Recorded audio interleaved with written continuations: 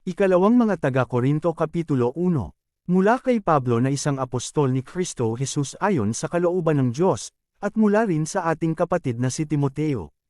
Para sa Iglesia ng Diyos sa Korinto at sa mga hinirang ng Diyos, na nasa buong Akaya. Sumainyo nawa ang pagpapala at ang kapayapaang mula sa Diyos na ating Ama at sa Panginoong Jesu Kristo. Pasasalamat ni Pablo. Purihin natin ang Diyos at Ama ng ating Panginoong Jesu Kristo, ang mahabaging Ama at Diyos na pinagmumulan ng lahat ng kal-iwan. Inaaliw niya tayo sa ating mga kapigatian upang sa pamamagitan ng kal-iwang tinanggap natin sa Kanya ay makatulong naman tayo sa mga nahahapas. Sapagkat kung gaano karami ang aming paghihirap dahil sa aming pakikipag-isa kay Kristo, gayon din naman karami ang aming kal-iwan kay Kristo. Kung naghihirap man kami, ito'y para sa ika-aaliw at ikaliligtas ninyo. Kapag naaaliw kami, kayo may naaaliw rin at lumalakas upang inyong matiis ang mga kapighatyang dinaranas ninyo tulad namin. Kaya't matibay ang aming pag-asa para sa inyo, sapagkat alam namin kung paanong kaati kayo sa aming kahirapan, magiging kaati rin kayo sa aming kal-iwan. Mga kapatid, nais naming malaman ninyo ang mga kapighatyang dinanas namin sa Asia. Napakabigat ng aming dinanas, anupat akala namin ay mamamatay na kami. Para kaming hinatulan ng kamatayan. Subalit nangyari iyon upang huwag kaming manalig sa aming sarili, kundi sa Diyos na muling bumubuhay sa mga patay.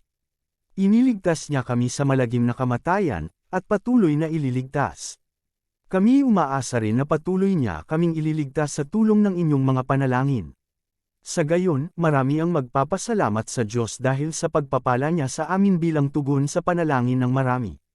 Nagbago ng balak si Pablo.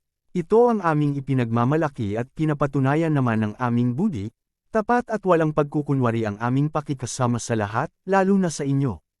Subalit nagawa namin ito sa tulong ng Diyos at hindi sa pamamagitan ng karunungan ng tao. Isinulat namin sa inyo yun lamang kaya ninyong basahin at unawain. Gayunpaman, hindi pa rin ninyo kami lubos na maunawaan. Ngunit umaasa akong mauunawaan din ninyo kami, upang sa araw ng ating Panginoong Hesus ay maipagmalaki ninyo kami kung paanong ipinagmamalaki namin kayo. Dahil sa natitiyak ko ito, binalak kong pumunta muna dyan upang lalo kayong pagpalain. Binalak kong dalawin muna kayo dyan bago pumunta sa Macedonia, at dumaan muli sa pagbabalik ko galing doon upang matulungan ninyo ako sa pagpunta ko sa Judea. Ako ba'y nagdadalawang isip ng balakin ko ito? Ako ba'y nagpaplanong tulad ng mga taga-sanlibutan, na nagsasabi ng, oo, at pagkatapos ay hindi naman pala. Kung paanong ang Diyos ay tapat, gayon din ang salita ko sa inyo, ang, oo, kung ngayon ay mananatiling, oo. Ang anak ng Diyos, na si Jesu Kristo, na ipinang-aral namin ni Silvano at Timoteo, ay hindi, oo, at, hindi, dahil lagi siyang, oo, sapagkat kay Kristo, ang lahat ng pangako ng Diyos ay palaging, oo.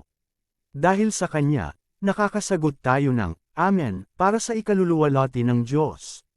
Ang Diyos ang nagpapatibay sa amin at sa inyo sa pamamagitan ng pakikipag-isa kay Kristo, at siya rin ang humirang sa amin. Nilagyan niya kami ng Kanyang tatak at pinagkalooban ng Kanyang Espiritu bilang patunay na tutuparin niya ang Kanyang mga ipinangako. Saksi ko ang Diyos, alam niya ang laman ng aking puso. Hindi muna ako pumunta riyan sa Korinto sapagkat kayo rin ang inaalala ko. Hindi sa nais naming pangunahan kayo sapagkat alam naming sinisikap ninyong maging matatag sa pananampalataya. Nais lamang naming tumulong upang maging maligaya kayo.